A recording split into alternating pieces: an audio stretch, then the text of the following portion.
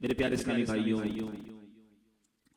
اور آج اس عظیم الشان محفل میلاد میں شامل ہونے والے عاشقان رسول اس وقت سوشل میڈیا پر بھی یہ لائیو جا رہا ہے جو اس کے ناظرین ہیں، رب کریم کا ہم جتنا شکر ادا کریں وہ کم ہے کہ اس نے ایک بار پھر ہمیں اپنے اور اپنے حبیب علیہ الصلوۃ والسلام کے ذکر کی اس محفل میں بیٹھنے کی سعادت بخشی ہے۔ رب کریم ہم سب کا جمع ہونا اپنی بارگاہ میں قبول فرمائے۔ آج کے اس عظیم الشان اجتماع کو ہر بار کی طرح پھر شاندار انداز میں منعقد کرنے کے لیے چامڑیا برادران جو ہیں جناب امجد چامڑیا صاحب، حاجی افضل چامڑیا، ان کے بھائی سلمان چامڑیا اور پوری فیملی کو دل کی گہرائیوں سے مبارکباد پیش کرتا ہوں۔ حضرت کی سرپرستی میں یہ جس محبت کے ساتھ اپنی یہ محفل سجاتے ہیں، انسپریشن ہے، سچی بات ہے۔ جس طرح ان کا فالو اپ ہوتا ہے، مجھے کچھ دنوں پہلے مدینہ منورہ سے غالباً 12 ربیع الاول کی رات ہی تھی یا اس سے پہلے کا دن تھا، امجد بھائی کا ایک بڑا ہی خوبصورت سا میسج آیا، اور جس انداز سے انہوں نے مدینہ منورہ سے مجھے اپنی محفل کی دعوت دی اور کہا کہ میں آقا علیہ الصلوۃ والسلام کی بارگاہ میں ان کو بھی دعوت پیش کرنے آیا ہوں۔ ہائے ہائے، مجھے اتنا اچھا لگا، آنکھوں میں اشک آ گئے کہ سبحان اللہ، اپنی محفل کی پریپریشن اس انداز سے بھی کوئی کرتا ہے کہ میں مدینے آیا ہوں نبی پاک سے عرض کرنے کہ حضور ہم آپ کے میلاد کی محفل سجانے جا رہے ہیں، اس کے لیے کامیابی کی بھی دعا کرنے گئے تھے اور پھر آقا سے بھی عرض کیا۔ سچی بات ہے، یہ عشق بھری محفل ہے اور یہ بات طے ہے کہ وہ لوگ خدا شاہد قسمت کے سکندر ہیں، وہ لوگ خدا شاہد قسمت کے سکندر ہیں جو سرور عالم کا میلاد مناتے ہیں، کیونکہ محبوب کی محفل کو محبوب سجاتے ہیں، آتے ہیں وہی جن کو سرکار بلاتے ہیں۔ اللہ اس محفل کو قبول بھی فرمائے، ہماری حاضری بھی قبول فرمائے، اور نبی پاک علیہ الصلوۃ والسلام کے فیضان سے ہم سب کو مالا مال فرمائے۔ درود پاک پڑھنے کے بے شمار فضائل و برکات ہیں۔ ایک بہت ہی کمال کی حدیث ہے، سرکار دو عالم صلی اللہ علیہ وسلم کا فرمان عالی شان ہے کہ جو کوئی شخص مجھ پر ایک مرتبہ درود پاک پڑھے، اللہ کریم اس پر اپنی 10 رحمتیں نازل فرماتا ہے، اس کے 10 گناہوں کو مٹا دیتا ہے اور اس کے نامہ اعمال میں 10 نیکیاں لکھی جاتی ہیں۔ چونکہ مجھے یہ اچھی طرح معلوم ہے کہ آج کراچی کے بہت اہم بڑے بڑے تاجران یہاں موجود ہیں، تو میں اپنے آج کے بیان میں کچھ چیزیں وہ بھی آپ کی طرف بڑھاؤں گا جو آپ کی کیلکولیشن کے حساب سے بھی سمجھ آئیں گی اور زندگی اور اچھے انداز سے ہم کیسے گزار سکتے ہیں۔ دیکھیے، قیامت کے دن آج ہم اپنی زندگی میں بیلنس شیٹ بناتے ہیں، چیک کرتے ہیں کہ ڈیٹ سائیڈ کیا ہے، کریڈٹ سائیڈ کیا ہے۔ اس حدیث کو میں ایک اور ایسپیکٹ سے آپ کو سمجھانا چاہتا ہوں جس سے آپ کو ریئلائز ہو what is the importance of درود پاک۔ قیامت کے دن بھی ایک بیلنس شیٹ بنائی جائے گی۔ آج ہم دیکھتے ہیں نا کہ کوئی بیچارہ اگر ڈیٹ میں زیادہ چلا گیا ہے، کریڈٹ کم ہے، تو ہم کہتے ہیں ڈیفالٹر ہو گیا، یہ تو مائنس میں چلا گیا، مگر دیر از اے وے ان دس دنیا، اس دنیا میں تو کوئی راستہ ہے کہ کسی کو ہم قرض سے نکال دیں، اس کی بیلنس شیٹ نارمل کر دیں، کوئی وہ لون لے لے، کوئی مدد کر دے، مگر قیامت کے دن جو بیلنس شیٹ بنے گی نا وہ بڑی کروشل ہوگی۔ قرآن کہتا ہے فَأَمَّا مَنْ ثَقُلَتْ مَوَازِينُهُ فَهُوَ فِي عِيشَةٍ رَاضِيَةٍ۔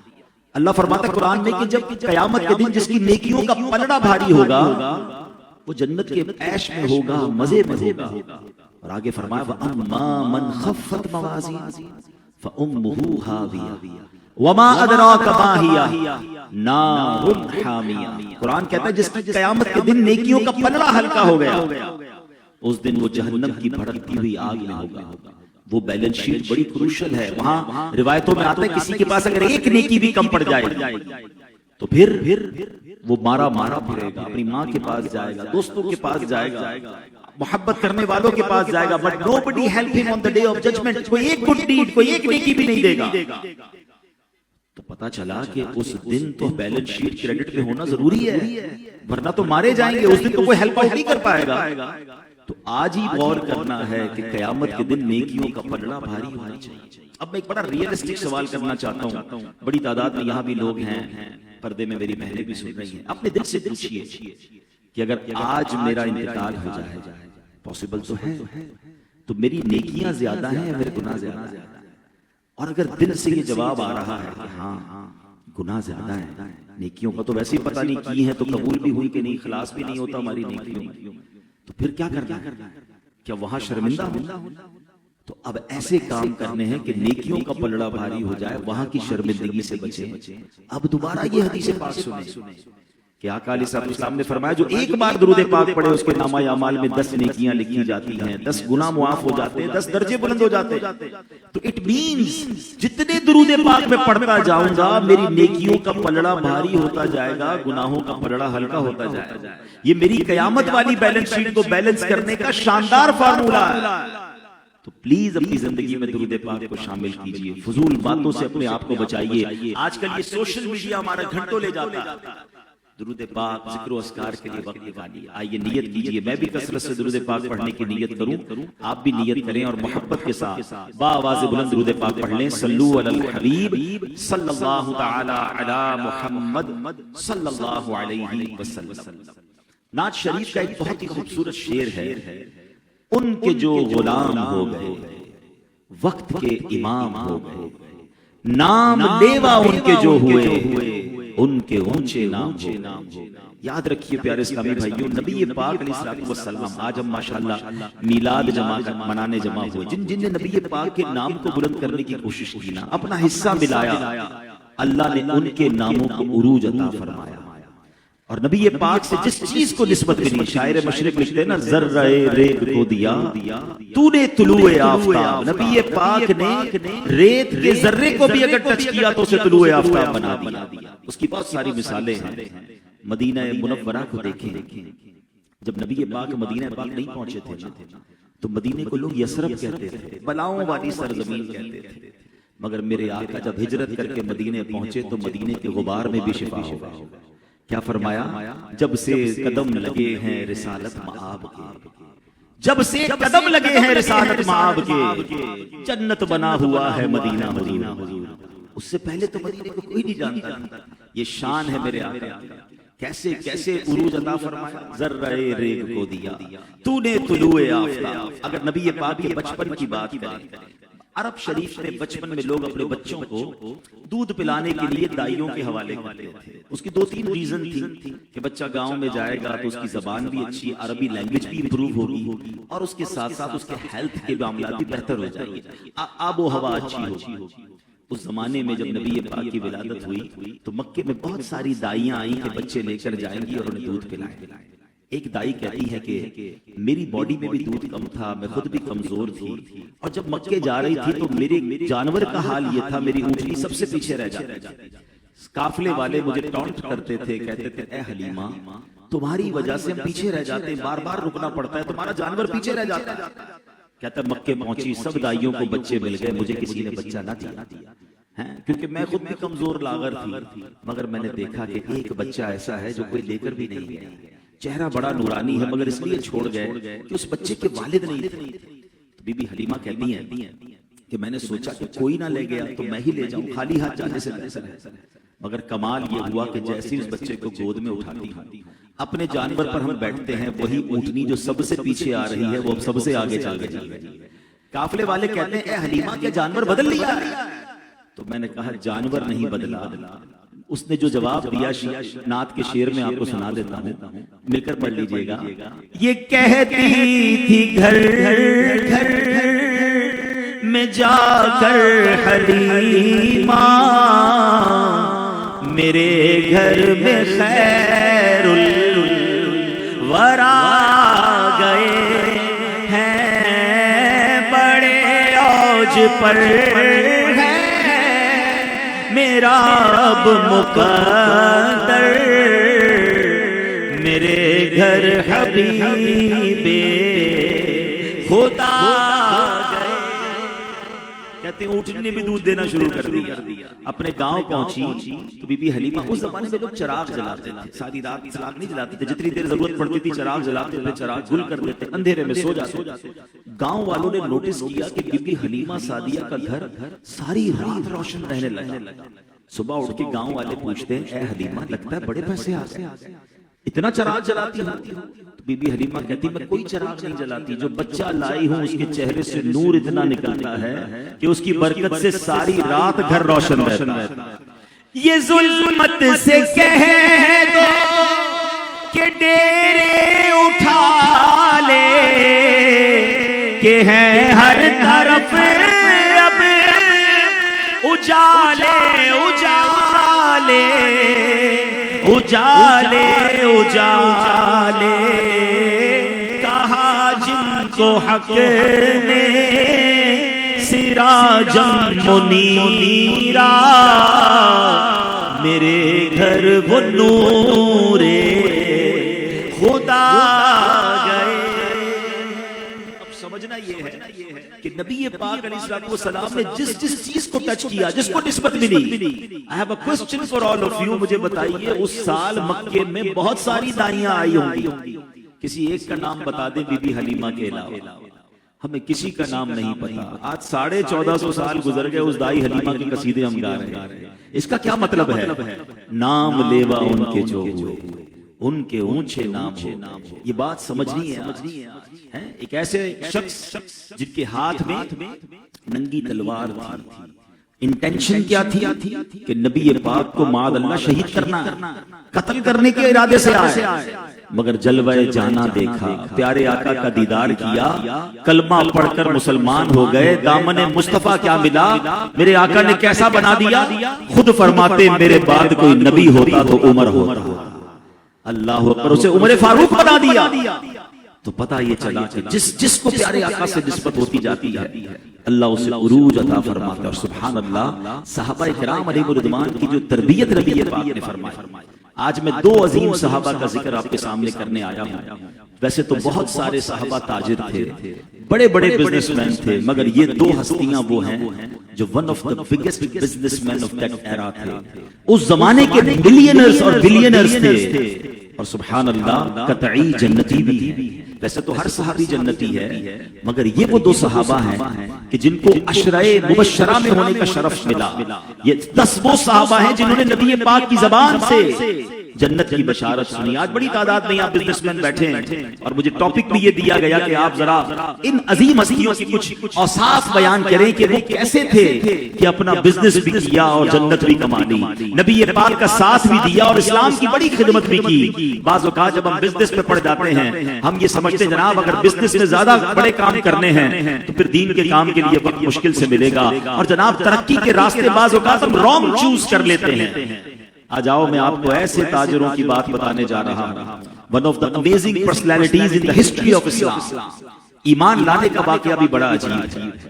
ایک بڑا ہی نوجوان تاجر یمن جایا کرتا تھا بزنس ڈیل کے لیے، اور اسے وہاں پر ایک یمن میں راہب ملتا تھا. وہ راہب عبادت گزار تھا اور اس کا نام تھا اسکلان بن عواقل حمیری. یہ تاجر اس کے پاس جاتا تھا. ہر سال وہ تاجر اس سے پوچھتا، وہ جو یمن میں رہنے والا راہب پوچھتا مکے سے آئے ہو؟ کہا مکے سے آئے. کچھ نئی بات ہوئی ہے، کچھ ان یوزول ہوا ہے، کچھ ہلچل سی مچی ہے؟ کہتا نہیں، ایوری تھنگ از نارمل. واپس تاجر آ جاتا بزنس کرتے. ہر سال بزنس ٹور پہ جاتا تھا. ہم میں سے کئی لوگ ہر سال ایم ٹیکس میں جرمنی جاتے ہیں، کوئی کہاں جاتا ہے کوئی کہاں جاتا ہے. سمجھ لیں اس زمانے میں بزنس ہب یمن تھا. ایک سال کہتے ہیں وہی سال تھا جس سال نبی پاک نے اعلان نبوت فرما دیا. اس سال وہ تاجر پھر یمن گئے. اب جو حمیری تھا اسکلان بن عواقل حمیری، وہ بہت بوڑھے ہو گئے تھے، آنکھیں بھی بھویں بھی سفید ہو گئی تھی، آنکھوں پہ پٹی بھی بندی تھی. وہ کہتے ہیں میں پھر ان کے پاس گیا، پہچان لیا انہوں نے کہ تم وہی ہو جو ہر سال آتے ہو. کہا کہ کچھ میں تمہیں بتاؤں. اب وہ حمیری بتاتے ہیں، بزرگ بتاتے ہیں کہ تمہارے شہر میں کچھ نیا ہو چکا ہے. اللہ کے آخری نبی آ چکے ہیں، وہ اسلام کا پیغام لے کر آئے ہیں اور وہ تمہارے رشتہ دار بھی ہیں. ایسا کرو بزنس ٹور چھوٹا کرو، جاؤ ان کی خدمت کرو، وہ تمہاری دنیا کے لیے بھی بہتر ہوگا، آخرت کے لیے بھی بہتر ہوگا. اور ایسا کرو میرے لیے، میں نے ان کے لیے کچھ اشعار لکھے، ان کی تعریف میں میں نے کچھ اشعار لکھے ہیں، یہ اشعار بھی لے جاؤ اور جا کر انہیں سنا دے. وہ نوجوان کہتا ہے میرے لیے بڑی بڑی بڑی حیران کن بات تھی کہ میرے ہی شہر میں کچھ ایسا ہو گیا ہے مجھے نہیں پتا اور یمن میں رہنے والے کو پتا. انہوں نے بزنس ٹور اپنا وائنڈ اپ کیا، جلدی سے مکے پہنچے. جب مکے پہنچے تو ان کے ریلیٹیوز میں حضرت ابوبکر صدیق رضی اللہ عنہ تھے، وہ مل گئے فوراً. کہا اے ابوبکر بتاؤ کچھ مکے میں نیا ہوا ہے؟ کچھ بڑا اناؤنسمنٹ ہوا ہے؟ کہا ہاں جناب رسول اللہ صلی اللہ علیہ وسلم نے اعلان نبوت فرما دیا، اللہ ایک ہے، اس کی دعوت دے رہے ہیں، وہ اللہ وحدہ لا شریک کی طرف بلا رہے ہیں، وہ اللہ پاک کے آخری نبی ہیں اور ان کا پیغام بہت ہی خوبصورت ہے۔ کہا جلدی بتاؤ کہاں ملیں گے؟ کہا حضرت خدیجہ رضی اللہ تعالیٰ عنہا کے گھر میں موجود ہیں۔ وہ نوجوان کہتا ہے میں تلاش کرتا ہوا نورانی چہرے والے اللہ کے آخری نبی صلی اللہ علیہ وسلم کی بارگاہ میں پہنچا۔ جب میں پہنچتا ہوں تو وہ مجھے دیکھ کر مسکراتے ہیں، کہتے ہیں اس نوجوان سے مجھے خیر کی امید ہے، اے نوجوان یہ بتاؤ تمہارے ساتھ یمن میں کیا ہوا؟ کہتے ہیں میں نے تھوڑا سا کوسچن کرنے کے لیے میں نے کہا آپ ہی بتا دیں میرے ساتھ کیا ہوا۔ تو سبحان اللہ نبی پاک فرماتے ہیں حمیر کے رہنے والے نے میرے لیے کچھ تمہارے ہاتھ میں بھجوایا ہوگا، کچھ تمہیں پیغام دیا ہوگا۔ وہ کہتے ہیں میں شاک ہو گیا کہ ان کو یہ بھی معلوم ہے کہ یمن میں گیا ہوں اور وہاں سے کوئی پیغام لے کر آیا ہوں۔ کہتے ہیں میں نے نبی پاک کے سامنے وہ اشعار پڑھنا شروع کیے جو سرکار دو عالم علیہ السلام کی شان میں اس راہب نے لکھے تھے، اور میں کلمہ پڑھ کر مسلمان ہو گیا۔ سبحان اللہ، رسول اللہ صلی اللہ علیہ وسلم نے اشعار سنے نا، سنو ہمارے لیے بھی اس میں بڑا دلاسا ہے۔ سرکار دو عالم علیہ السلام فرماتے ہیں کہ کئی لوگ ایسے ہیں جو مجھ پر بن دیکھے ایمان لاتے ہیں اور میری رسالت کی تصدیق بھی کرتے ہیں، وہ میرے سچے بھائی ہیں۔ آئے ہائے، نبی پاک سے پہلے بھی آپ کے دیوانے تھے اور آج 1400 سال گزرنے کے بعد بھی آقا کے دیوانے یہاں بھی جمع ہیں۔ ہم نے دیکھا نہیں ہے مگر دل و جان سے نبی پاک سے محبت ہے، اپنا سب کچھ سرکار دو عالم علیہ السلام پر قربان کرنے کا جذبہ رکھتے ہیں۔ ذرا سوچئے دیکھے بغیر محبت کا یہ عالم ہے، جن صحابہ نے دیدار کیا ہوگا ان کے عشق رسول کا عالم کیا ہوگا۔ شاعر کہتے ہیں نا جب حسن تھا ان کا جلوہ نما، انوار کا عالم کیا ہوگا۔ ہر کوئی ہے بن دیکھے تو دیدار کا عالم کیا ہوگا۔ اللہ اکبر، یہ نبی پاک کی کیسی شان کریمی ہے کہ جو بن دیکھے ایمان لائے، پیارے آقا نے انہیں سچے بھائی فرمایا ہے۔ اللہ کرے کہ نبی پاک ہمیں بھی اپنی غلامی میں قبول فرما لیں۔ اب ذرا غور کیجئے وہ کون شخص تھا، وہ نوجوان کون تھا جو اس طرح پیارے آقا کی غیب کی خبر سننے کے بعد ایمان لے آئے؟ وہ کوئی اور نہیں، ان کا نام عبد الکعبہ یا عبد عمر تھا۔ نبی پاک کو جب انہوں نے نام بتایا تو پیارے آقا نے ان کا نام بھی تبدیل کر دیا۔ اب آپ جاننا چاہیں گے وہ نوجوان کون تھا، وہ مکے کا تاجر کون تھا؟ ان کا نام عبد الرحمن بن عوف رضی اللہ تعالیٰ عنہ ہے۔ میرے آقا نے ان کا نام بدل دیا۔ اچھا یہاں میں ایک چھوٹا سا اشارہ دے دوں کیونکہ ہماری سسٹرز، ہماری بہنیں بھی ہمیں پردے میں سن رہی ہیں، ہمارے یہاں بھی عجیب عجیب نام رکھے جاتے ہیں۔ نام کی معنی کے پیچھے کوئی نہیں ہوتا، یونیکنیس کے پیچھے موجود ہوتے ہیں، اور نبی پاک نے یہ ایک بار نہیں کیا۔ پیارے آقا کی عادت کریمہ تھی جب نام سنتے تھے اور کوئی غلط نام ہوتا جس کا معنی ٹھیک نہ ہوتا نبی پاک بدل دیا کرتے۔ حضرت سیدنا جویریہ رضی اللہ تعالیٰ عنہ ان کا پہلے نام برہ تھا، نبی پاک نے بدل کر جویریہ کیا۔ حضرت سیدنا عمر کی ایک بیٹی کا نام عاصیہ تھا، یاد رکھیے گا الف سے عاصیہ، وہ تو بڑی مبارک خاتون ہے، فرعون کی جو زوجہ تھی اور جنتی عورتوں کی سردار کہا گیا، مگر عاصیہ عین سے، یہ تو جناب گناہگار کو عاصی کہتے ہیں، تو نام رکھتے ہوئے تو سوچتا ہی کوئی نہیں ہے۔ اس زمانے میں ان کا نام عاصیہ تھا، تو میرے آقا نے ان کا نام بدل کر جمیلہ رکھ دیا۔ تو یہاں ایک مدری پھول لے لیجئے کہ بچوں کے اچھے نام رکھیں، اچھی نسبتوں والے نام رکھیں، یونیک ناموں کے چکر میں نہ پڑیں کہ جناب کو ایسا نام بتائیں چاہے اس نام کا معنی ہی کچھ نہ ہو، بلکہ اب تو عجیب و غریب نک نیم اور ٹامی پتہ نہیں کون کون سے نام سننے کو مل رہے ہوتے ہیں کہ مسلمانوں کے نام نہیں ہوتے، یہ تو اداکاروں کے پتہ نہیں فلموں سے ایکسٹریکٹ کر کے نام رکھ رہے ہیں۔ نہیں، ہم سرکار علیہ السلام کے امتی ہیں، نام رکھنا ہے تو صحابہ، اہل بیت، اولیاء کے نام پر نام رکھیں، اور ہمیشہ ایک اور مدری پھول لے لیں کہ اپنے بچوں کا نام، بیٹا ہو تو کوشش کریں اس کا نام محمد رکھیں۔ پکارنے کے لیے بے شک پھر آپ کوئی بھی اچھا سا نام رکھ لیں کسی صحابی کسی ولی کے نام پر، مگر نام محمد رکھیں۔ سرکار دو عالم صلی اللہ علیہ وسلم سے فرمایا کہ جس کے لڑکا پیدا ہو اور وہ میری محبت اور میرے نام پاک سے تبرک کے لیے اس کا نام محمد رکھے، وہ اور اس کا لڑکا دونوں جنت میں جائیں گے۔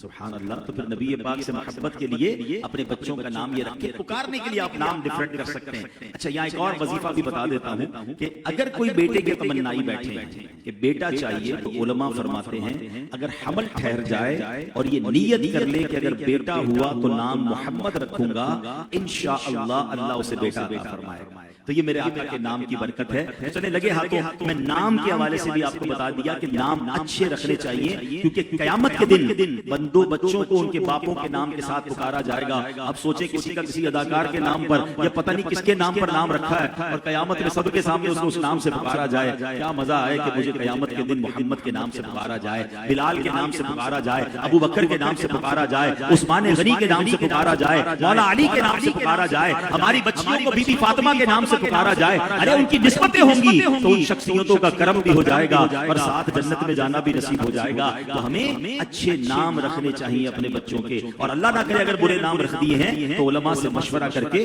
اسے چینج کر لینے چاہیے. آتے ہیں سیدنا عبد الرحمن بن عوف کی سیرت پر. One of the amazing personality. یاد رکھیے عشرہ مبشرہ جنہیں کہا جاتا ہے نا, ایک ہی حدیث میں نبی پاک نے, ترمذی کی حدیث ہے, ون شاٹ ایک ہی محفل میں 10 صحابہ کے لیے جنت کی جو بشارت دی تھی. سبحان اللہ. آقا فرماتے ابو بکر, عمر, عثمان, علی, طلحہ, زبیر, عبد الرحمن بن عوف, سعد بن ابی وقاص, سعید اور ابو عبیدہ بن جراح رضی اللہ تعالیٰ عنہم اجمعین جنتی ہیں. میرے آقا نے ایک ساتھ انہیں جنت کی بشارت دی. یہ 10 صحابہ کو عشرہ مبشرہ کہا جاتا ہے. اور بریلی کے تاجدار امام عشق و محبت انہی کا ذکر کرتے ہوئے کتنی پیاری بات ارشاد فرماتے ہیں. فرماتے وہ 10 جن کو جنت کا مشتاق ملا, وہ 10 جن کو جنت کا مشتاق ملا, اس مبارک جماعت پہ لاکھوں سلام. ہی از ون آف دیم. حضرت عبد الرحمن بن عوف ان میں ہیں. اچھا صرف ان کو کتنے القابات ملے, نبی پاک علیہ السلام نے کیسے کیسے ٹائٹل دیے. ایک بار ان کے پاس بزنس مین تھے, ایک بزنس گروپ آیا. یہاں آپ نے بھی یہ کام کرنا چاہیے. اگر کوئی ڈیلیگیشن آ رہے ہیں, کچھ دوست آ رہے ہیں, ہم مل کر کہیں بزنس کرنے جا رہے ہیں, ساتھ ساتھ کوئی دین کا کام بھی کر لیا کریں. چلو مل کر مسجد چلتے ہیں, چلو مل کر کسی اچھے سے پروگرام میں چلتے ہیں, تاکہ میرے پاس ملنے آیا ہے میں نیکی کی دعوت میں حصہ ڈال دوں. حضرت عبد الرحمن بن عوف کے پاس پورا قافلہ تاجروں کا. آپ پورے قافلے کو لے کر نبی پاک کی بارگاہ میں آئے. کہتے چلو نبی پاک کا دیدار کرواتا ہوں تاکہ ان کو بھی اسلام کی کوئی دعوت مل جائے. جیسے ہی نبی پاک کی بارگاہ میں پہنچے, سنیں حضرت عبد الرحمن بن عوف کو کیا سعادت ملی کہ سرکار علیہ الصلوۃ والسلام نے آپ کو جنتی ہونے کی دعا دی. اسی وقت جبریل امین آئے اور عرض کی یا رسول اللہ, بے شک اللہ عز و جل آپ کو سلام ارشاد فرماتا ہے اور فرماتا ہے عبد الرحمن بن عوف کو میرا سلام دو اور انہیں میری طرف سے بھی جنت کی خوشخبری دے دیجیے. حضرت نبی پاک سے بھی جنت کی خوشخبری انہیں مل رہی ہے اور اللہ کریم کی بارگاہ سے بھی جنت کی خوشخبری مل رہی ہے. حضرت عبد الرحمن بن عوف کے جو ٹائٹلز تھے, جو القابات تھے, جو انعامات تھے, سنیے گا. نبی پاک فرماتے ہیں عبد الرحمن بن عوف سید من سادات المسلمین. حضرت عبد الرحمن بن عوف مسلمان شرفاء کے سردار ہیں. ایک جگہ نبی پاک فرماتے ہیں کہ عبد الرحمن بن عوف امین فی السماء و امین فی الارض, یعنی زمین و آسمان میں امانت دار ہیں. ایک جگہ میرے آقا فرماتے ہیں عبد الرحمن بن عوف زمین میں اللہ کے وکیل ہیں. کہیں امانت دار کہا جا رہا ہے, کہیں وکیل کہا جا رہا ہے, کہیں جنت کی بشارت دی جا رہی ہے. اب ذہن میں سوال تو پیدا ہوگا نا کہ ایسا کیا عمل تھا ان کا. بزنس مین تھے اور اتنا نبی پاک انہیں چاہتے تھے, اتنا رب عز و جل کی طرف سے رحمتیں برس رہی ہیں. اب میرے پیارے تاجروں, یہاں بڑے ویل آف لوگ موجود ہیں. دیکھیں دنیا اللہ نے ہماری میں سے بہت سو کی بہت اچھی کر دی ہے. ہم بہت ایزی لائف گزار رہے ہیں الحمدللہ. اللہ نے کروڑوں سے اچھا بنا دیا, مگر انجوائے آخرت میں بھی تو کرنا ہے نا, کہ صرف یہی مزے کر کے آخرت میں اللہ نہ کرے کسی کو مار پڑے. تو اب زندگی میں وہ آپ بڑے بڑے سیمینار اٹینڈ کرتے ہوں گے, بڑے بڑے آپ جناب لیکچرز لیتے ہیں کہ جناب اپنے بزنس کو کیسے مینٹین کیا جائے, سسٹینیبل فیملی لائف کیسے ہو جائے, ہمارا بزنس گرو کیسے کرے. یہ بھی تو سیکھیے کہ جناب جن کامیاب تاجروں نے جنت حاصل کر لی, جو قطعی جنتی ٹھہرے, تجارت میں بھی ون آف دا ٹاپ تھے, بلینئر تھے, اور انہیں جنت کی بشارتیں مل رہی ہیں, اللہ رسول کی طرف سے انعامات مل رہے ہیں. اب میں کچھ عادتیں آپ کو حضرت عبد الرحمن بن عوف کی بتانا چاہتا ہوں, کچھ وہ کام بتانا چاہتا ہوں جو انہوں نے اپنی لائف میں کیے اور کیسی دعائیں دی. ایک بار نبی پاک علیہ السلام نے فرمایا کہ میرے بعد, دنیا سے پردہ فرمانے کے بعد, میری ازواج مطہرات کی جو چاکری کرے گا, یعنی ان کی خدمت کرے گا, الصادق والبار ہوگا, یعنی سچا اور نیک ہوگا. حضرت عبد الرحمن بن عوف نے جب یہ سنا نا, آپ نے ٹھان لی کہ بس اب میں نے اہل بیت کی خدمت کرنی ہے. ازواج مطہرات کی اتنی خدمت کی, ان کو کہیں ٹریول پہ جانا ہوتا, حج پہ جانا ہوتا, سواری کا انتظام کرنا, بلکہ خود خادم بن کر جاتے تھے, ان کے تمام ضروریات کو پورا فرماتے. سبحان اللہ. اور اس قدر خدمت کی کہ پھر اللہ کریم نے کیسا نوازا. تو پتہ چلا کہ ایک کمال حضرت عبد الرحمن بن عوف کا کیا ہے, نبی پاک کے گھرانے کی خدمت کرنا. ہم اس زمانے میں تو نہیں ہے, مگر 1400 سال بعد موجود ہیں. پیارے آقا کی آل کے لوگ اب بھی موجود ہیں. اپنی زندگی میں سیدوں کی خدمت کو شامل کر لیجئے. ترقی چاہتے ہیں نا، آل رسول کی خدمت کیجئے. کچھ غریب سید خاندان کو آپ اسپانسر کر دیجئے کہ یہ میرے آقا کے خاندان کے لوگ ہیں. ہم کہتے تو ہیں نعتوں میں کہ نبی پاک کے صدقہ کھا رہے ہیں، رب ہے معطی، یہ ہے قاسم، رزق اس کا ہے، کھلاتے یہ ہیں. تو جن کا صدقہ کھا رہے ہیں ان کی اہل بیت کی اور ان کی آل کی خدمت اپنا طریقہ بنا لیجئے نا، انشاءاللہ آپ نوازے جائیں گے. عبد الرحمن بن عوف خوددار بڑے تھے. ہوا کیا تھا کہ جب مکے سے مدینے لوگوں نے مائیگریٹ کیا، ایمپٹی ہینڈڈ مائیگریشن تھی، وہ کچھ بھی نہیں لے جا سکے، پراپرٹی بھی چھوٹ گئی، پیسے بھی چھوٹ گئے. اب مدینے گئے تو بڑے بڑے مالدار صحابہ بھی اس میں تھے، مگر کچھ بھی نہیں، گھر بھی نہیں تھا. مگر کمال کیا ہوا، تاریخ اسلام کا ایک سنہرا واقعہ کیا تھا کہ نبی پاک نے صحابہ میں اخوت کا رشتہ قائم کرنا شروع کیا. نبی پاک نے ایک صحابی کی ایک انصار صحابی کو مہاجر صحابی کی، مہاجر وہ تھے جو مائیگریٹ کر کے گئے تھے، انصار وہ تھے جو پہلے سے ہی وہاں سیٹل ڈاؤن تھے. تو نبی پاک نے فرمایا کہ سب ایک ایک صحابی کی ایک ایک فیملی کو اسپانسر کریں اور ان کو ٹیک کیئر کریں. حضرت عبد الرحمن بن عوف جو تھے، ان کے پاس جن صحابی کے ساتھ نبی پاک علیہ السلام نے ان کو یوں سمجھیے کہ ایڈجسٹ کیا یا حکم فرمایا کہ ان کا رشتہ بنا دیا، ان صحابی کا نام تھا حضرت سعد بن ربیع انصاری. اچھا، وہ تو کمال کے، وہ بڑے ویل آف تھے، بڑے پیسے والے تھے. حضرت عبد الرحمن بن عوف کو اپنے گھر لے گئے کہ دیکھیں میری اتنی پراپرٹیز ہیں، اتنے پیسے ہیں، آدھا آپ کا آدھا میرا. میرے آقا نے آپ کو میرا رفیق بنایا نا، تو اب ساری ذمہ داری میری ہو گئی. پراپرٹیز آدھی آدھی، پیسے آدھے آدھے. مگر اگلی آفر اتنی حیران کن تھی، وہ کہتے میری 2 بیویاں ہیں، آپ ایک پسند فرما لیں، میں اس کو طلاق دیتا ہوں، عدت کے بعد آپ اس سے نکاح کر لیں، کیونکہ مجھے آپ کا رفیق نبی پاک نے بنایا ہے. اللہ اکبر، ایسا ایثار، سب کچھ 50-50. مگر اس سے بڑا کمال حضرت عبد الرحمن بن عوف کا تھا، آپ نے 1 روپیہ بھی نہیں لیا، کوئی آفر قبول نہیں کی. خودداری دیکھیں، فرماتے مجھے کچھ نہیں چاہیے، مجھے بتاؤ مدینے میں بازار کہاں ہے، مارکیٹ کہاں ہے، آئی نو مائی بزنس ویری ویل، مجھے طریقہ بتاؤ کدھر جانا ہے، اس کے بعد میں جانوں اور میرا کام جانے.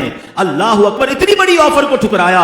حضرت عبد الرحمن بن عوف مدینے کے بازار جاتے ہیں، گھی اور پنیر کا کاروبار آپ نے شروع کیا. اللہ اکبر، آج ہم بات کر رہے ہیں کہ وہ بلینر ہیں. مدینے میں ایمپٹی ہینڈڈ گئے تھے، مگر امانت داری، سچائی سے ایسا بزنس گرو کیا کہ سبحان اللہ کہاں کے کہاں پہنچ گئے. تو یہاں ایک اور پوائنٹ سیکھنے کو کیا ملا، اپنے اندر خودداری ہونی چاہیے، دوسروں کے مال پر، دوسروں کی مدد پر نظر نہیں ہونی چاہیے. یہاں ان لوگوں کے لیے بھی درس ہے جو چھوٹے چھوٹے معاملے پر لوگوں کے سامنے ہاتھ پھیلاتے ہیں، لوگوں کے پاس جا کر جناب اپنی چیزیں مانگنا شروع کر دیتے. نہیں، وہ شاعر کہتے ہیں نا، کسی کا احسان کیوں اٹھائیں، کسی کو حالات کیوں بتائیں، تمہیں سے مانگیں گے تم ہی دو گے، تمہارے در سے ہی لو لگی. اللہ ہمیں اپنے در کے سوا کسی کا محتاج نہ بنائے. وہ کہتے ہیں نا، دینے والا ہاتھ ہمیشہ اوپر رہتا ہے، برکتوں والا ہوتا ہے. اللہ کبھی مانگنے والا ہاتھ ہمیں نہ بنائے، اور ہمیشہ مشکلات میں رب کی بارگاہ میں، اس کے حبیب علیہ السلام کی بارگاہ میں رجوع لائیں، دنیا والوں کی طرف نہ بڑھیں. تو اے میرے پیارے اسلامی بھائیوں، ایسی خودداری تھی. ایک بار حضرت عبد الرحمن بن عوف 8000 درہم لے کر نبی پاک کے پاس آئے. کہتے حضور 8000 ہیں، 4000 گھر والوں کے لیے چھوڑے، 4000 اللہ کی راہ میں آپ کے پاس لائے. 50% راہ خدا میں خرچ کیا. اللہ کے حبیب علیہ السلام نے دعا دی کہ اے عبد الرحمن، اللہ تمہارے مال میں برکت ڈال دے. کہتے ہیں نبی پاک سے ایسی دعا لی کہ مجھے یقین ہوتا تھا پتھر بھی اٹھاؤں گا تو سونا نکلے گا. میری ہر بزنس ڈیل کامیاب ہوتی چلی گئی. اور یہ حال ہوا کہ جب آپ کا وصال ہوا تو اتنا سونا آپ نے چھوڑا تھا کہ ترکہ تقسیم کرنے کے لیے کلاڑے کے ذریعے اس سونے کو توڑا جا رہا تھا، اور توڑنے والوں کے ہاتھوں میں چھالے پڑ گئے. اتنا بڑا سرمایہ حضرت عبد الرحمن بن عوف چھوڑ کر گئے. اسٹارٹ کیا کیا تھا، ایمپٹی ہینڈڈ تھے، گئے مدینے کے بازار میں تھے، خودداری تھی، اہل بیت کی خدمت تھی، سخاوت تھی. اللہ نے کیسی برکت ڈال دی. آپ سے پوچھا گیا کہ جناب اتنی ترقی کیسے کر لی؟ کہتے میرا بزنس کا ایک ہی فارمولا تھا، میں چھوٹے نفع کے اوپر مال گما دیتا تھا، میں چھوٹے نفع پر سیل آؤٹ کرتا تھا، ہول سیل میں بڑا کام کرنے کی کوشش کرتا تھا، پروفٹ زیادہ نہیں رکھتا تھا. کمال کا آپ کا فارمولا تھا، سچ یقیناً تھا، ایمانداری یقیناً تھی. مگر سبحان اللہ، جب نبی پاک کی دعائیں بھی ساتھ تھی تو ترقی ہوتی چلی گئی. حضرت عبد الرحمن بن عوف کے بارے میں آتا ہے کتنی سخاوت کی، اللہ کی راہ میں کتنا خرچ کیا. سبحان اللہ، سنتے جائیے اور اپنے جذبہ سخاوت کو بھی اور بڑھاتے جائیے. حضرت عبد الرحمن بن عوف کے ایسے غنی تھے، نبی پاک فرماتے ہیں میری امت کے مالداروں میں سب سے پہلے عبد الرحمن بن عوف جنت میں داخل ہوں گے. تو ایسے ہیں کئی بار ہزاروں درہم لاکھوں درہم، کبھی اونٹ چاہیے تو مسلمانوں کو دے رہے ہیں، اہل بیت کی خدمت کر رہے ہیں. تو اللہ ہمیں ان کا صدقہ عطا فرمائے. تو بزنس کمیونٹی کے لیے پیغام یہ ہے کہ ایمانداری سے کام کریں، سچائی کے ساتھ کام کریں. حدیث پاک کا مضمون ہے کہ امانت دار اور سچا تاجر قیامت کے دن صدیقین، انبیاء اور شہداء کے ساتھ ہوگا. یہ کسی مفتی کی فضیلت نہیں بیان ہو رہی، بزنس مین کی ہے، مگر سچا امانت دار ہے تو پھر اللہ پاک کیسی برکت دیتا ہے. اب آخر میں حضرت عثمان غنی کی بھی کچھ بات کر لیں. آئے ہائے ہائے، یہ دوسرے صحابی ہیں اور یہ بلینر ہیں اس زمانے کے، اور کیسے اتنا مال ہے مگر سبحان اللہ آپ کا جو مائنڈ سیٹ تھا نا، اللہ سیدنا عثمان غنی کی نیکیوں کی حرص کا صدقہ عطا فرما دے. اللہ غنی، یقین کریں امیزنگ پرسنالٹی ہیں. ارے ایک بار جس کو جنت کی بشارت مل گئی اب اس کو اور کیا ضرورت ہے؟ ہمیں تو جناب حج کر لے تو ہمیں لگتا ہے جنت کے ٹکٹ مل گیا ہے. بندہ حج کر کے آتا ہے ایسا سمجھتا پکا ہو گیا، اب تو کچھ نیکی نہ بھی کروں تو سب چلے گا. یہ بار بار جنت کی بشارت دے رہے ہیں، اور ایک بار نہیں ہوا. ہمیں وہ واقعہ تو یاد ہے کہ غزوہ تبوک کے موقع پر جناب جب مسلمانوں کو سامان کی ضرورت تھی، حضرت عثمان غنی کھڑے ہوئے، 100 اونٹ، پھر 200، پھر 300، اور نبی پاک سے جنت کی بشارت دی. صرف ایک بار ایسا نہیں ہوا. ایک بار مسجد الحرام مکہ پاک میں، سنیں انویسٹمنٹ کیسی ہے. آج بزنس مین ڈسکس کرتے ہیں یار فلاں بندے نے صحیح ٹائم پہ پلاٹ لیے ڈی ایچ اے میں، دیکھو کتنے پیسے ہو گئے. او جناب شارع فیصل پہ اس نے کیسے ٹائم پہ پلاٹ لیا تھا، ملٹی پلائی ہو گئے. بزنس مین کئی یہ باتیں کر رہے ہوتے ہیں. میں بتاتا ہوں انویسٹمنٹ کسے کہتے ہیں، خریداری کسے کہتے ہیں. آئے ہائے، اللہ سیدنا ابو بکر صدیق کے اس صدقے کی برکت عطا فرمائے کہ جب مسجد نبوی کی زمین لینی تھی، حضرت ابو بکر صدیق نے جا کر وہ زمین جب یتیموں سے خرید کر مسجد نبوی کے لیے وقف کی، نبی پاک نے فرمایا تھا اے ابو بکر کچھ پیسے میرے بھی ملا لو. کہتے حضور میرا سب کچھ آپ کا ہے. آپ کو اندازہ ہے صدیق اکبر کے ثواب کا؟ اب بھی مسجد نبوی میں جتنی نمازیں ہو رہی ہیں، جتنے درود ہو رہے ہیں، جتنے جناب لوگ دنیا بھر سے جا کر عبادتیں کر رہے ہیں، اب بھی اور قیامت تک حضرت ابو بکر صدیق کو اس کا ثواب مل رہا ہے. کیا شاندار انویسٹمنٹ کر گئے حضرت عثمان غنی. سنو، مسجد الحرام کی توسیع ہے، کعبے کی توسیع، کعبے کی مسجد کی توسیع کرنی تھی تو قریب ہی ایک مکان تھا. تو نبی پاک علیہ الصلوۃ والسلام نے اس گھر والے سے کہا کہ یہ مکان مجھے دے دو، اس کے بدلے میں تمہیں جنت میں مکان دوں گا. اس نے اس بات کو ایکسیپٹ نہیں کیا. ہوگا کوئی شخص، حضرت عثمان غنی کو پتا چل گیا. اب ذرا سنیے گا، ہم کہتے ہیں نا اپارچونٹی چھوڑنی نہیں چاہیے. کاروبار میں ایک جملہ بڑا مشہور ہے، موقع ملے تو پکڑ لو بھائی، بعد میں ڈیل نکل جائے گی. آئے ہائے کیسا ذہن تھا عثمان غنی کا. اچھا کمال انہوں نے کیا کیا، پیارے آقا علیہ الصلوۃ والسلام کے پاس پہلے نہیں گئے، پہلے اس بندے کے پاس گئے. پتا تو چل گیا تھا کہ نبی پاک نے اس کو آفر دی ہے اور اس نے گھر نہیں دیا. تو کہا کتنے میں دو گے؟ ڈیل چلاتے رہے 10,000 دینار سونے کی اشرفیاں. آپ نے وہ گھر خرید لیا، اونرشپ ٹرانسفر کر لی اپنے نام پر. ٹھیک ہے نا، ہماری زبان میں ٹرانسفر بھی ہو گیا، موٹیشن بھی ہو گیا.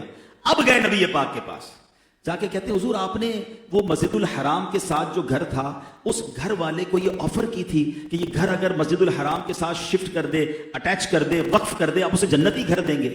حضور آپ کو بتانا یہ تھا وہ گھر اب میرا ہو گیا ہے، کیا میرے لیے بھی آفر ہے؟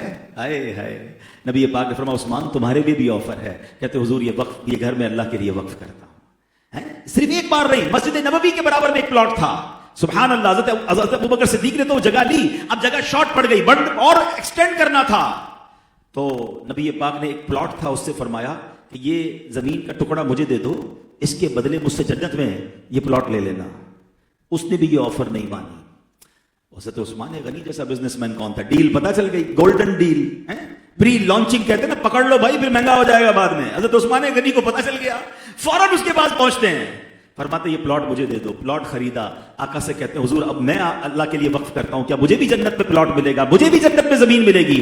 آقا نے فرمایا عثمان تمہیں بھی ملے گی. مکے سے مدینے مسلمان جاتے ہیں، پانی کی ضرورت ہے، پیاس ہے. پیارے آقا علیہ الصلوۃ والسلام ایک کنویں کے پاس، کنویں والے کے پاس جاتے ہیں، فرماتے یہ کنواں دے دو، اس کے بدلے جنت میں کنواں لے لو. کنویں والا کہتا حضور اسی سے بچوں کی روزی چلاتا ہوں. آفر ایکسپٹ نہیں کی. سبحان اللہ. پھر عثمان غنی رضی اللہ عنہ کو پتا چلتا ہے. ایک بات تو سوچئے، تلاش کر رہے ہیں کہ کہیں سے موقع مل جائے، نیکی مل جائے. آج میں اور آپ تلاش کرتے ہیں کہیں سے ڈیل مل جائے، کہیں سے پیسے کمانے کا موقع مل جائے. ارے کراچی نہیں، چلو لاہور نہیں جناب، دبئی، ارے کسی اور ملک چلتے ہیں جہاں سے زیادہ پیسے مل جائیں. I am not discouraging you. اگر آپ حلال کما رہے ہیں کمائیے، مگر یہ جذبہ نیکیوں میں بھی تو ہونا چاہیے کہ جناب میں آگے بڑھ کر کہیں سے نیکی کما لوں، جنت کا موقع مل رہا ہے کما لوں. مسلمان پریشان ہے، میں ان کی مدد کر کے جنت کما لوں. ارے کووڈ آیا، ہم نے دو طرح کے لوگ دیکھے. سبحان اللہ. قبلہ علامہ صاحب بشیر صاحب موجود ہیں، بہت بہت ساری سنی تحریکوں نے, سیلانی ویلفیئر ہے, دعوت اسلامی اور بھی لوگوں نے, ہم نے دیکھا آپ جیسے عاشقان رسول میں ایک طبقہ تھا کہ امت پریشان تھی, کچھ لوگ اس وقت بھی مال کمانے کی فکر میں تھے,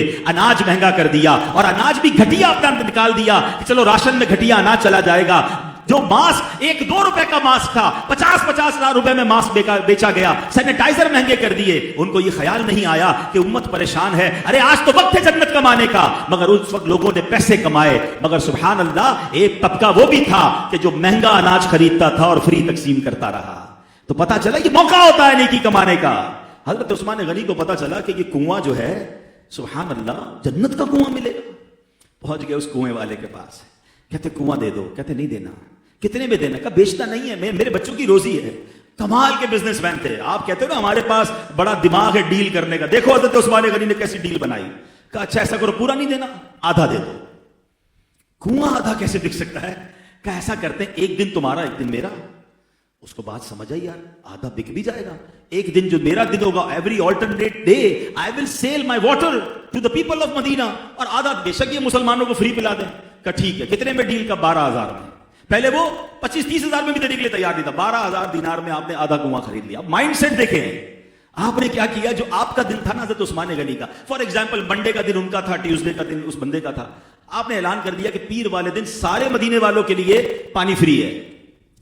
اب کیا ہوا, مسلمان تو آئے, غیر مسلم بھی آئے, سب نے پانی لیا, جانور بھی انہوں نے ان کی پانی بھر کے لے گئے.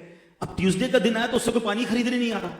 لوگوں کو ایک دن پہلے فری مل گیا, ان کو پتا ہے ویڈنسڈے کو پھر فری مل جائے گا, every alternate day water is free. کیا کمال کی ڈیل بنائی. وہ بندہ سوچ میں پڑ گیا کہ یہ میں نے کون سی ڈیل کر لی, اب تو پانی کوئی نہیں خرید رہا مجھ سے. حضرت عثمان غنی تھوڑے دن بعد گیا کہ اب کیا ارادہ ہے, آدھا باقی بیچنا ہے. کہا لے لو بھائی آدھا, اب کہا کم پیسوں میں لوں گا.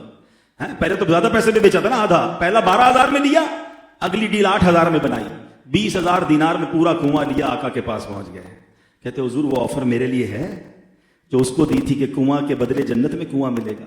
نبی پاک فرماتے ہیں عثمان تمہارے لیے بھی ہے. کنواں خرید کر مسلمانوں کے لیے وقف کیا اور جنت کا کنواں حاصل کر لیا. اب میں کنکلوژن کی طرف آتا ہوں. کاش ہم تاجروں کو, ہمارے بھائیوں کو, میری بہنیں بھی سن رہی ہیں, جس طرح ہماری بہنوں کو کس چیز کی لالچ ہوتی ہے, نئی ڈیزائن آئی ہے, آج کل یہ فیشن ہے, یہ والا کپڑا بنانا ہے, ابھی کل بنایا تھا, نہیں وہ تو پورا پرانا ہو گیا. یہ تو آج تک سمجھ نہیں آیا کہ ایک دعوت میں پہن لیا دوبارہ پہننا ہی نہیں ہے. وہ ان کا یہ شوق بنا ہوا ہے کہ خرچے کرنے کپڑوں پر, زیور پر, ادھر ہی مال لگائی جانا ہے. بزنس مین کا شوق کیا ہے, آج کل آئٹم کون سی ہے, بے شک اس کا کام کپڑے کا ہے, اس کو پراپرٹی کا بھی کرنا ہے, پراپرٹی کا کرتے کرتے اناج میں پروفٹ ہے, ادھر بھی گھس جانا ہے, بعد میں سارے کام کر کے پریشان بھی ہو رہے ہوتے ہیں. اللہ کے بندے صبر کرو, تھوڑا ایک کام پر توجہ دے کر اس پہ ترقی کرے, اور پھر تو دین کے لیے بھی وقت رکھے, اپنی صحت کا بھی ٹائم رکھے. کچھ لوگ تو اتنا کام کر رہے ہیں کہ سو نہیں پاتے. میں کئی بزنس مین کو خود مشورہ دیا کہ اپنی آنکھیں دیکھو لال ہو گئی, آپ سوتے ہی نہیں ہیں, دن رات کام کر رہے ہیں, بعض اوقات ہاسپٹلائز ہو جاتے ہیں. تو جو نصیب میں ہے وہ مل کر رہے گا. اتنا کاروبار کو وقت دینا ہے, آخرت کو ٹائم کب دیں گے؟ تو میں آج آپ کے سامنے 2 عظیم بزنس مین کی باتیں لے کر آیا ہوں. لالچ اپنے اندر پیدا کریں کہ مجھے جنت کہاں سے ملے گی. حضرت عثمان غنی کی سیرت سے کیا ملا؟ مسجدیں بنانے کا شوق ہے, جیسے ہی موقع ملتا پلاٹ خرید کر مسجد میں دے رہے ہیں. اللہ کرے ہم بھی یہ شوق پیدا کریں کہ ہم کم از کم زندگی میں ایک مسجد تو بنائیں. حدیث پاک کا مضمون ہے جو اللہ کے لیے مسجد بناتا ہے اللہ اس کے لیے جنت میں گھر بناتا ہے. اپنی لائف میں سب نے ہم نے گھر بنا لیے, جنت کا گھر بنایا نہیں بنایا. مزہ کیا ہے, کوئی آپ سے پوچھے آپ کا گھر کہاں ہے, آپ کا ڈیفینس میں فلاں فیز میں رہتا ہوں, اور ایک جنت میں بھی گھر ہے. کیوں بھائی؟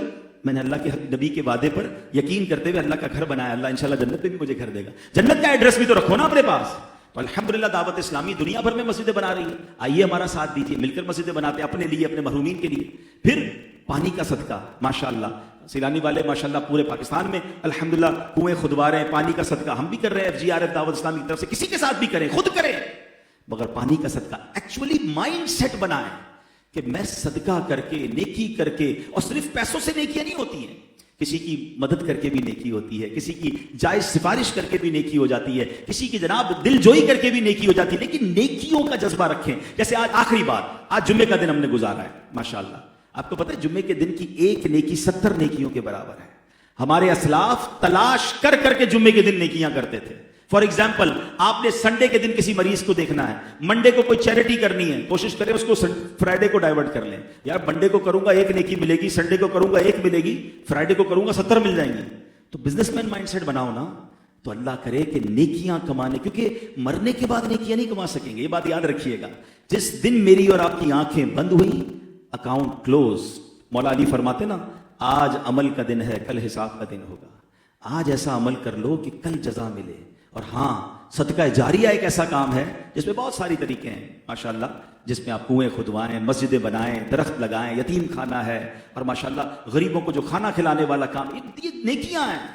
اللہ کرے کہ ان عظیم بزنس مین، عظیم تاجر صحابہ کے صدقے اللہ ہمیں بھی ایمانداری والی تجارت نصیب فرمائے، اپنی راہ میں دل کھول کر خرچ کرنے کا جذبہ عطا فرمائے، دنیا میں رہ کر اپنی آخرت بہتر کرنے کا مائنڈ سیٹ نصیب فرمائے. صرف میری دنیا بہتر ہو جائے یہ سوچ نہ ہو، اللہ کرے یہ سوچ بن جائے کہ میری آخرت ایسی آرام دہ ہو کہ جب قبر میں جاؤں. آپ کو پتا ہے جب نیک لوگ قبر میں جائیں گے نا، ان کو کیا کہا جائے گا؟ نم کا نومۃ العروس، سو جا کہ جیسے دلہن سوتی ہے. اللہ کرے جب ہم قبر میں جائیں تو ہماری قبر نور مصطفیٰ سے جگمگا جائے. ہمارے آج کتنے نرم نرم بستر ہیں، ہمیں اپنے بیڈ کے بغیر نیند نہیں آتی. ہم نے اپنا پلو الگ رکھا ہوا ہے، اسپیشل پلو رکھا ہے. یار میری گردن میں درد ہو جاتا ہے. یہاں 50-60 سال کے لیے اتنا نرم بستر، قیامت تک جس قبر میں رہنا ہے وہ بستر نرم ہے کہ نہیں؟ فکر کی کہ نہیں؟ یہ نیکیاں ہوں گی تو ہوگا نا. ہاں، جنت کا باغ بن جائے گی قبر اس کی جس کے رب راضی ہوگا. تو اچھی زندگی گزاریے تاکہ قبر میں بھی چین ملے، جنت میں بھی ہمیں بلا حساب داخلہ مل جائے. اللہ پاک عمل کرنے کی توفیق عطا فرمائے. اللہ کریم آج کے اس اجتماع کو قبول فرمائے اور اس اجتماع کو ہماری زندگی میں بدلاؤ کا سبب بنا دے. دیکھیں نا کتنی بار ہم ربیع الاول کے اجتماع میں گئے ہوں گے. ربیع الاول کے اجتماع کے بعد کیا میرے اندر تبدیلی آتی ہے کہ نہیں؟ اس بار میلاد کے بہت سارے پروگرام آپ نے اٹینڈ کیے ہوں گے، صبح بہارا کے وقت بھی ہو سکتا ہے آپ نے دعائیں کی ہوں گی، مگر میرے اوپر فرق کیا پڑا؟ یہ ضرور کوسچن کیا کریں. ہمارا عقیدہ ہے کہ الحمدللہ اس مہینے میں رب کی بہت ساری رحمتیں برسیں، مگر میلاد کا مہینہ گزرنے کے بعد بھی میں بے نمازی رہا. جو جھوٹ بولنے والا تھا وہ جھوٹا ہی رہا، جو حرام کمانے والا ہی رہا. تو پھر اس کو اس مہینے سے کیا فائدہ ہوا؟ کیا پر کو برکت ملی؟ اس کو چینج کیا آیا؟ تو اس کا مطلب یہ ہے کہ بارش تو ہوئی مگر دل کی زمین لگتا ہے صاف نہیں تھی. کیونکہ جب بارش پڑتی ہے نا گندگی پر، وہ کیچڑ بنا دیتی ہے، مگر جب صاف زمین پر بارش پڑتی ہے تو پھول کھلا دیتی ہے، سبزہ اگ جاتا ہے. تو مجھے یہ چیک کرنا ہے کہ اس پورے مہینے میں جو میں نے اتنے سارے پروگرامز اٹینڈ کیے، رحمت کا مہینہ آیا، میرے دل میں عبادت کا پھول کھلا کہ نہیں؟ سچ کا پھول کھلا یا نہیں؟ میری بہنیں سوچیں کہ کیا اس مہینے کی برکت سے ہم نبی پاک کی مبارک شہزادی بی بی فاطمہ کی کنیزیں ہیں. میری بہنیں، ان کے پردے کا عالم کیا تھا کہ قیامت کے دن جب بی بی فاطمہ کی سواری گزرے گی تو فرمایا جائے گا کہ سب لوگ اپنی آنکھیں نیچی کریں، خاتون جنت کی سواری گزر رہی. اتنا پردہ ہے بی بی فاطمہ کا، اور ان کی کنیزیں کہلانے والی بے پردے کا گھوم رہی ہیں. تو کم از کم اس مہینے میں یہ تو فرق آئے کہ میری آنکھوں میں حیا آئے، میرے اندر پردے کی توفیق آ جائے. میری بہنوں کے لیے کہہ رہا ہوں، اور سارے بھائی سوچیں کہ اگر اس مہینے میں بھی میری لائف میں کوئی بدلاؤ نہیں آیا نا تو I have to check my heart. لگتا ہے دل میں ابھی بھی گندگی ہے. اس کو صاف کیجئے، پھر دیکھیں ہر محفل، ہر نعت، ہر بیان، ہر دعا ہمارے دل میں انشاءاللہ عبادت کے پھول کھلائے گی، عشق رسول کا سبزہ اگے گا. انشاءاللہ آپ دیکھیں گے کہ دل نورانی ہو جائے گا. اللہ پاک ہمیں عمل کی توفیق عطا فرمائے. آمین بجاہ النبی الامین صلی اللہ تعالیٰ علیہ وسلم. ایسی پیاری باتیں دعوت اسلامی کے ماحول میں سکھائی جاتی ہیں. آپ مزید ایسے بیانات سننا چاہتے ہیں، مدنی چینل دیکھیے، ہمارے سوشل میڈیا کے جو پلیٹ فارمز ہیں اس کو آپ سبسکرائب کر دیں. تو اس طرح کی پازیٹیو اسپیچز جو ہیں دل پر اثر کرتی رہیں گی، اور ایک دن آئے گا کہ انشاءاللہ ہم بھی اللہ نے چاہا تو بدل جائیں گے. امجد بھائی، افضل بھائی، سلمان بھائی اور ان کی پوری فیملی کا میں شکریہ ادا کرتا ہوں کہ مجھے موقع دیا، اور اس پوری محفل سجانے پر آپ کو مبارکباد پیش کرتا ہوں. اللہ پاک قبول فرمائے. اور میں قبلہ سے معافی چاہتا ہوں، میں نے کچھ منٹ زیادہ لے لیے جو مجھے حکم دیا گیا تھا. ہمیشہ کی طرح شفیق ہیں، مجھے معاف بھی فرمائیں گے. اللہ پاک قبول فرمائے.